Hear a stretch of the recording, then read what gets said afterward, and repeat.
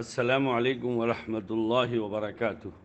جی علامہ البیان کے شرکاء و ساتھی، ماشاءاللہ دروس سیرت کا سلسلہ جاری ہے اور ہم 10-11 منٹ میں مختصر سیرت نبوی صلی اللہ علیہ وسلم سے کچھ حصے آپ کے بیچ پیش کر رہے ہیں۔ اللہ تعالیٰ سے یہ دعا ہے کہ اللہ تعالیٰ اس سے ہمارے ذوق و شوق کو پروان چڑھائے اور ہم سیرت نبوی صلی اللہ علیہ وسلم کا آپ کی سیرت کا تفصیلی مطالعہ کریں۔ آج موضوع ہے قریش کے ہاتھوں مسلمانوں پر مظالم اور خود آن حضرت صلی اللہ علیہ وسلم کے ساتھ کفار قریش کے ناروا سلوک۔ رسول اللہ صلی اللہ علیہ وسلم نے دعوت اللہ کا کام پورے زور و شور سے شروع فرما دیا۔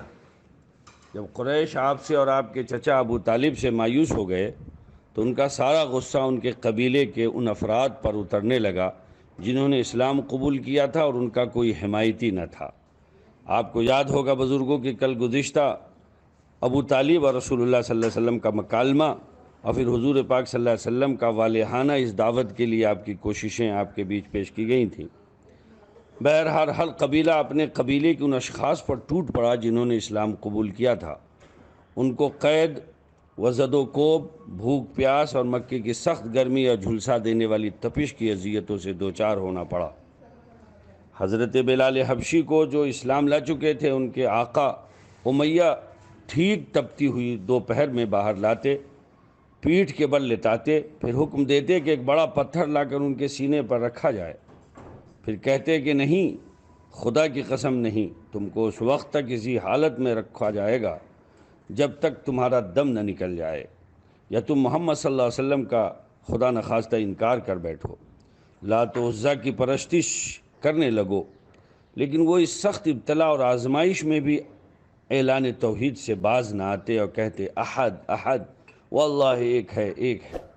اس حالت میں ایک مرتبہ حضرت ابوبکر صدیق رضی اللہ عنہ ان کے پاس سے گزرے اور امیہ کو ایک زیادہ مضبوط توانا اور سیاہ فام غلام دے کر حضرت بلال حبشی رضی اللہ تعالیٰ عنہ کو آزاد کرا دیا۔ بنی مخزوم عمار بن یاسر اور ان کے والد و والدہ کو باہر لاتے اور ان کو مکے کی سخت گرمی اور تپش میں سخت قسم کی تکلیفیں پہنچاتے۔ اگر رسول اللہ صلی اللہ علیہ وسلم کا ادھر گزر ہوتا تو فرماتے کہ آل یاسر ذرا صبر سے کام لینا، تمہاری منزل جنت ہے۔ ان کی والدہ کو مشرکین نے اس وقت شہید بھی کر دیا۔ آپ کو معلوم ہونا چاہیے کہ یہ پہلی شہید خاتون ہیں حضرت سمیہ جنہیں ان ظالموں نے شہید کیا۔ مصعب ابن عمیر مکے کے بہت خوش پوشاک نوجوان تھے، ناز و نعم میں پلے بڑھے تھے، وہ اپنے والدین کے بڑے لاڈلے تھے۔ ان کی والدہ صاحب ثروت مالدار خاتون تھیں، ان کو اچھے سے اچھا لباس پہناتی تھیں، خوشبوؤں کے استعمال میں بھی اہل مکہ میں ان سے بڑھ کر کوئی نہ تھا۔ حضرمی جوتے جو بہت قیمتی ہوتے ہیں وہ ان کے استعمال میں رہتے۔ رسول اللہ صلی اللہ علیہ وسلم ان کا ذکر کرتے ہوئے فرماتے تھے کہ میں نے مکے میں مصعب ابن عمیر سے زیادہ خوش وضع، خوب رو، جامہ زیب اور ان سے زیادہ ناز پروردہ کسی اور کو نہیں دیکھا۔ حضرت مصعب ابن عمیر کو جب یہ اطلاع ملی کہ رسول اللہ صلی اللہ علیہ وسلم دار ارقم میں دعوت اسلام دیتے ہیں تو وہ بھی وہاں پہنچے، اسلام قبول کیا اور آپ کی تصدیق کی۔ وہاں سے نکل کر یہ بات اپنی والدہ اور اپنی قوم کے ڈر سے ظاہر نہیں کی کہ چھپ چھپا کر رسول اللہ صلی اللہ علیہ وسلم سے ملتے رہے۔ عثمان بن طلحہ نے ایک بار ان کو نماز پڑھتے دیکھ لیا اور ان کی والدہ اور ان کے قبیلے والوں کو خبر کر دی۔ وہ ان کو پکڑ کر لے گئے اور قید کر دیا۔ جب تک حبشے کی طرف پہلی ہجرت نہ ہوئی وہ جیل ہی میں رہے۔ اس پہلے قافلے کے ساتھ انہوں نے ہجرت کی جو مسلمانوں کے ساتھ اس شان سے واپس ہوئے کہ ان کی حالت یکسر تبدیل ہو چکی تھی اور نرمی مرفہ حالی کی جگہ کھردرا پن پیدا ہو گیا تھا۔ ان کی والدہ بھی اس تغیر حال کو دیکھ کر ان کو لعنت و ملامت کرنے سے باز نہیں۔ بعض مسلمانوں نے مشرکین کی پناہ بھی لے لی تھی کہ ان کی پناہ سے ان کی جان بچ جائے۔ یہ مشرکین قریش کے با اثر ذی وجاہت سردار تھے، ان کی پوری حفاظت کرتے تھے۔ عثمان بن مظعون نے ولید بن مغیرہ کی پناہ لی تھی، لیکن ان کی غیرت نے اس کو گوارا نہ کیا اور انہوں نے اس کی حمایت اور ذمہ داری ان کو واپس کر دی۔ انہوں نے کہا کہ مجھے اس کی خواہش اور تمنا ہوئی کہ میں غیر اللہ کی پناہ نہ لوں۔ ان کی کسی اور مشرک سے کچھ بات ہوئی، کہا سنی ہو گئی، اس پر اس مشرک کو غصہ آیا اور اس نے اٹھ کر ان کی آنکھ پر ایک ایسا تماچا مارا کہ ان کی آنکھ جاتی رہی۔ ولید بن مغیرہ وہیں قریب میں یہ منظر دیکھ رہا تھا۔ اس نے کہا کہ خدا کی قسم میرے بھتیجے، تمہاری آنکھ اس صدمے سے محفوظ تھی اگر تم ایک مضبوط پناہ میں تھے، تم نے خواہ مخواہ اس مصیبت کو دعوت دی۔ حضرت عثمان بن مظعون نے جواب دیا کہ واللہ میری اچھی آنکھ بھی یہ تمنا کر رہی ہے کہ اس کے ساتھ وہی حادثہ پیش آئے۔ اے عبد شمس، میں تو اس کے جوار اور اس کی پناہ میں ہوں جو تم سے زیادہ صاحب عزت و با اقتدار ہے۔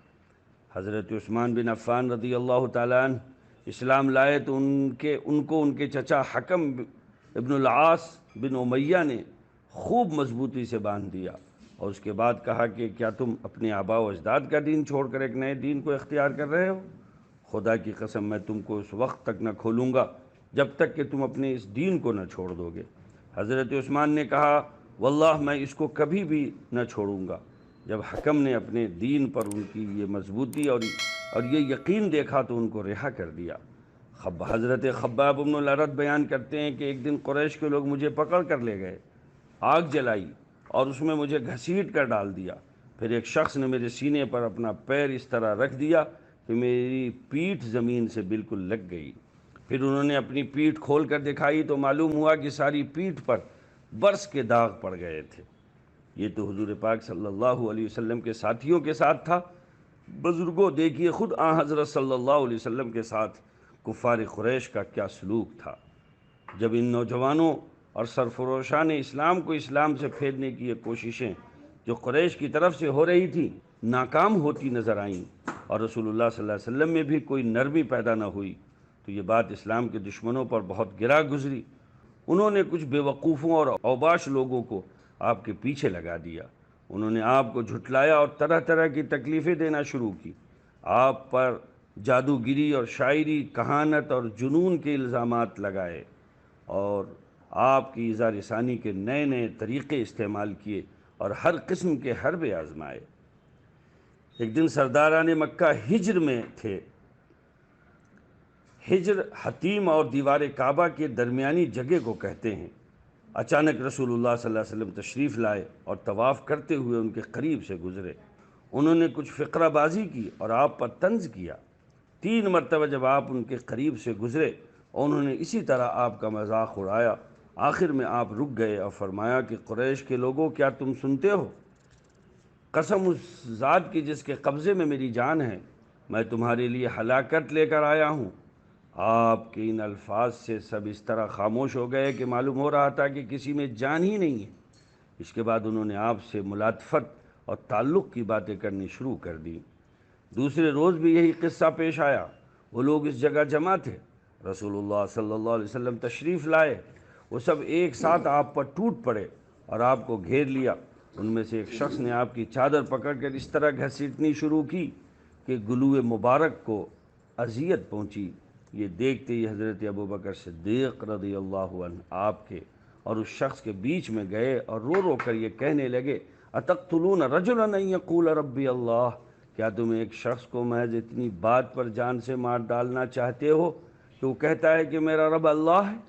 اس پر انہوں نے آپ کو تو چھوڑ دیا، لیکن حضرت ابوبکر صدیق رضی اللہ عنہ اس حالت میں گھر واپس ہوئے، یعنی انہیں اس قدر مارا پیٹا کہ ان کا سر کھل گیا تھا۔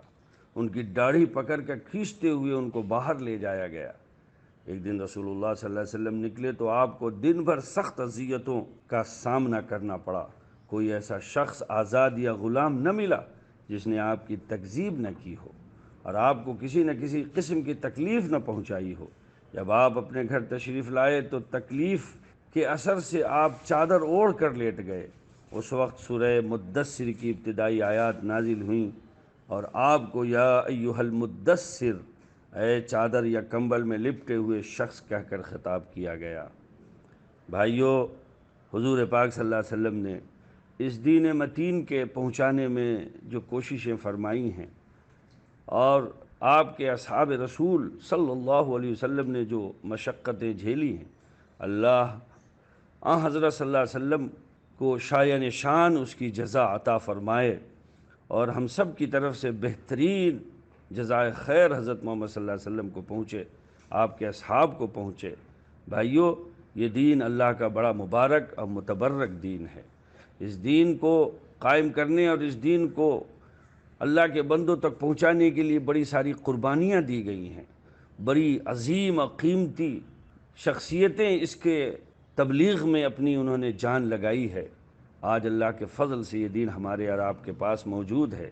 ہمیں چاہیے کہ ہم اس دین کی قدر کریں اور اس دین سے اپنا گہرا تعلق وابستہ کریں۔